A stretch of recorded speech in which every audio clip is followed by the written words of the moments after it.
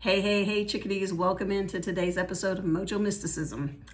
So, I'm trying something different today. I have my AirPods in. I've heard you. I know there's a few of you that have mentioned that the sound is problematic, and so I ran a little experiment with the few things that I have with me in this hotel room. So, the microphone system that I had, I tried that. I tried going just with the iPhone, and then also with the AirPods Pro, and I think the AirPods are going to give us the best sound. You be the judge, put a comment in, tell me if it's better or, not so better. And we'll figure something else out. So we're going to continue to pull from the Wisdom of the Oracle deck by Colette Baron Reed.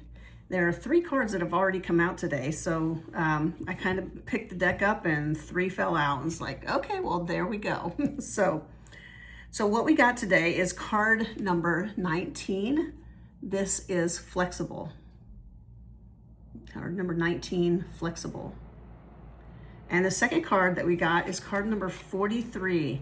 This is deep knowing. Deep knowing.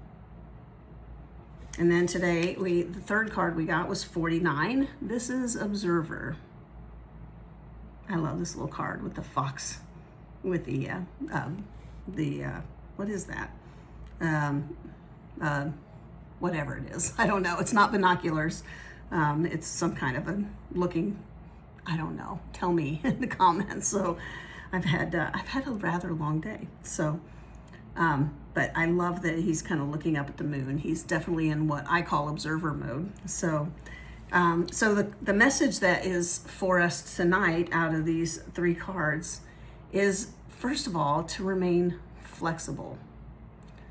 If we are rigid, and if you're rigid, your muscles feel tight, you might feel a little tightening in your chest, you might be holding your shoulders up high, right? You might have a little pain in your neck. You might also just find yourself digging your heels in more often than you normally do. But if that's happening, that is your invitation to just relax into a greater state of flexibility. And when we do that, we kind of calm our nervous system, where we kind of, loosen up the fascia a little bit, get things flowing a little bit better.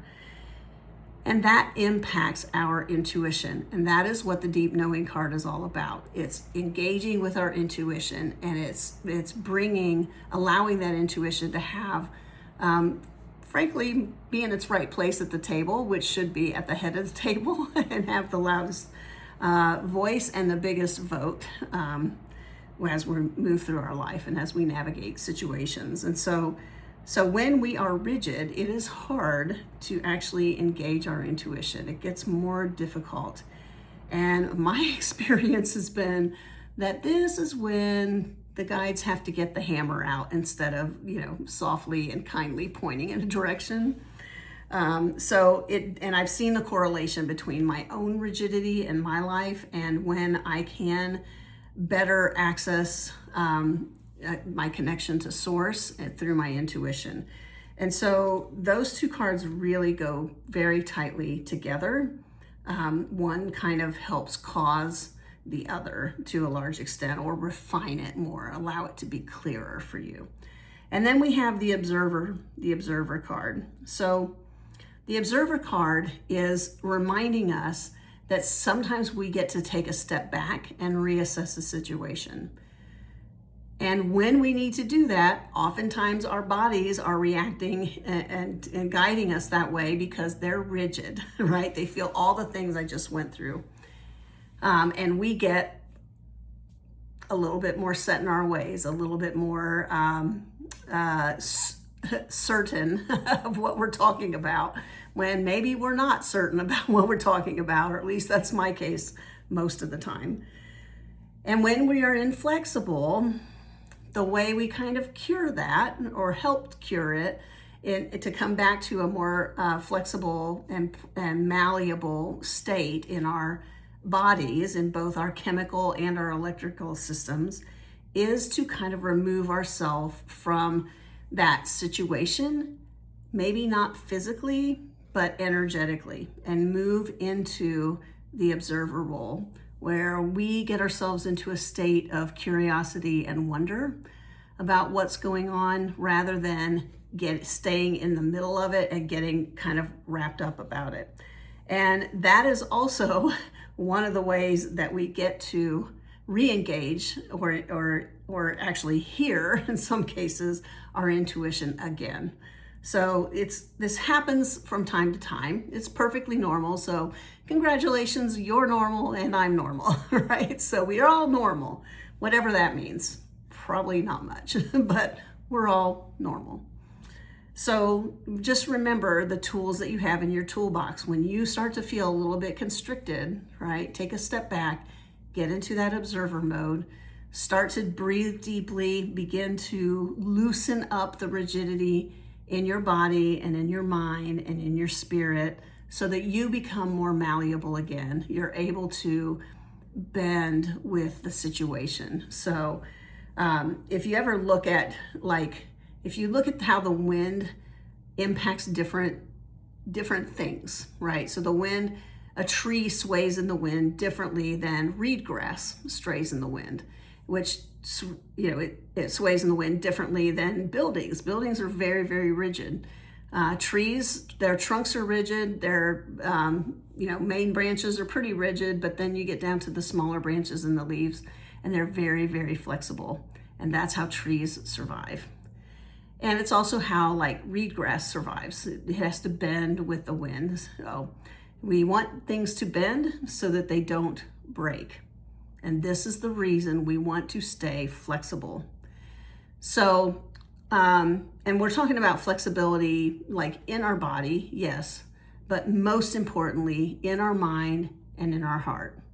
So when I feel most certain about things, I tend to ask myself a question. Am I really actually certain about that? And sometimes I'm not asking me that question, but some beautiful friends of mine are asking me that question. I had this happen last week where a friend said, you know what, I've been thinking about this one thing. And I was thinking about kind of what you said about it, Molly. And I'm not sure that that's true. What if this is true? Something, another plausible possibility. Because I do like to banter a lot. I do a lot of thought experiments, mostly with myself. Which that is problematic sometimes. And, my friend was right. It was oh yeah, I hadn't really thought about it that way. And in this book that's coming out that we're finishing up, Shift, that we talk about how important it is to have a flexible mind.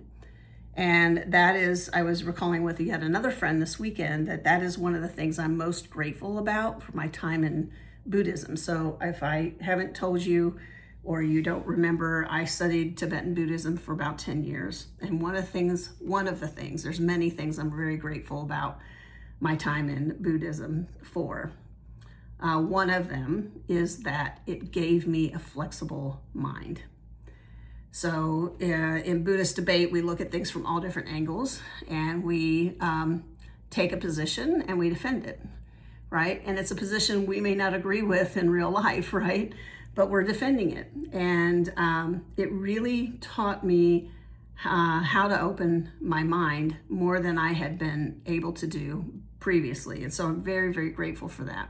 So when you see especially your thought patterns getting less flexible, which looks a lot like judging others, because that's often what it is, and it comes out in dualistic thinking. That thinking being that someone else is separate from me, right? And it comes out as different groups are different things and we are separate from each other. So that is it can be as simple as heart and mind, right?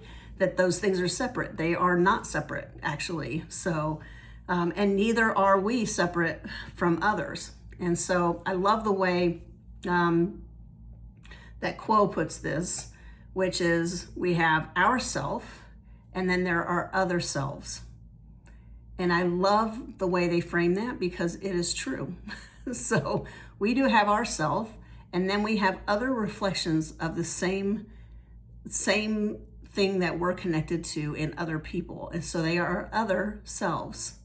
So if I'm harming someone else and I'm doing it with the intent to harm, right? And I'm doing it out of a malicious intent, right? Then I'm harming myself. And I'm not talking about protection. So I did have somebody put a comment in, I think it was a couple weeks, well, maybe it was last week, but the comment was, you know, what do we do if we're love itself? What do we do when we're attacked, right? And how can we be love when we're attacked? And the answer is we are love. Yes, that's what we are. And we're not doormats.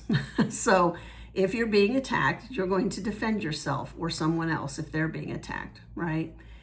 But we're doing it from a place of compassion. And compassion has two sides to it. It has the side I call the more warm and fuzzy side, and it has a side that is wrathful, right? A side that cuts. But when it cuts from a place of love. So it's cutting with the intent to help the person who's being attacked, as well as the person who's doing the attacking, we'll just say. So it's important that everything we do come from this place, and when we take action that is more firm, okay, and wrathful, that we're doing it from that place of love, that we are seeing the situation clearly, right? Sometimes we do this in a millisecond because all of our adrenaline's running and we have to act immediately.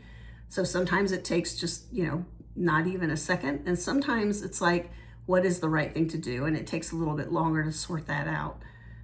But we want to make sure that when we are acting, we are coming from a place of love, okay? And just understand that, yes, there is a wrathful side to love. So that's it for today, chickadees. Remember to stay flexible. And if you need to get in observer mode to get yourself in a position where you can be more flexible, do that. And understand that that is the way that you re-engage at a deep, deep level with your intuition and with source. So thank you for being part of our community. I love you. Mwah. Have a great day. We'll see you tomorrow.